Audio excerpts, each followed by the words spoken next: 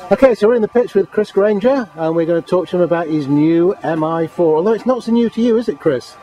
Well, I first drove it, I think, probably about January time, and we all sort of got them sort of like late March, I think, the team, late March, early April, that sort of time.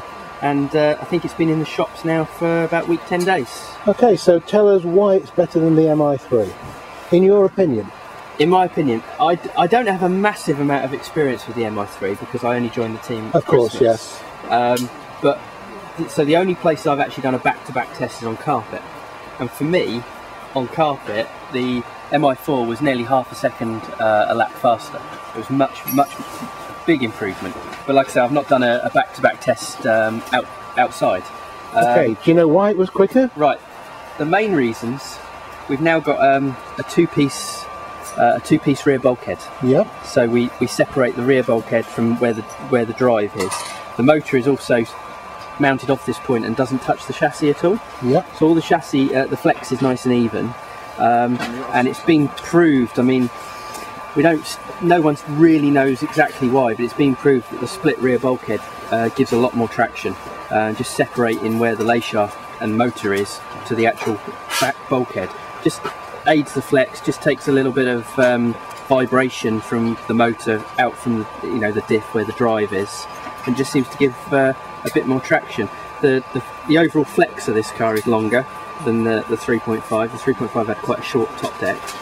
This has been extended down on the front, so it basically flexes from right here right to back here, and everything's nicely evenly proportioned, so the flex is nice and even. It seems, like I say, to be a very good car.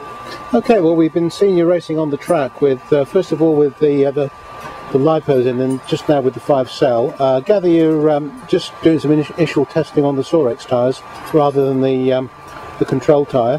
How do you like the track? I like the track. I think it's good when the traction's there. It's a nice track to drive. Nice long straight, heavy braking at the end, and then you've got some nice corners to hug tight. It's good to drive. Yeah.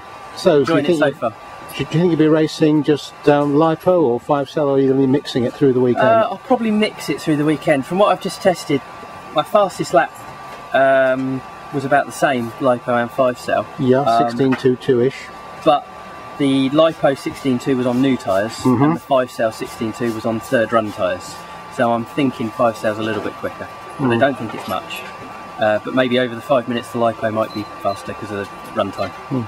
Well, presumably with a bit more weight in the car, that's going to scrub the tyres a bit more, so would you tend to run one first on a set of tyres and then one second, or wouldn't you even think about that? Yeah, no, I've tested that. I've tested a new set of tyres on lipo and a new set of tyres on 5-cell, and the tyres that have done the run on 5-cell have definitely come off a lot better. So your second run on a 5-cell car is normally better because the tyres are in better nick. And the car just feels more agile. To me, if it wasn't for the runtime issue, I think lipo gives you the security of the runtime, and you know that your first lap and your last lap will be the same. If you didn't have that, I'd be 5-cell all the way because the car feels better, because it's lighter, it's easier on the tyres. So if you can get the runtime with 5-cell, I like 5-cell. Okay, well, thanks very much, Chris. That's good material. We'll get that on the internet. We'll perhaps be talking to you later in the weekend. Cheers, mate. No problem. Cheers, Rob.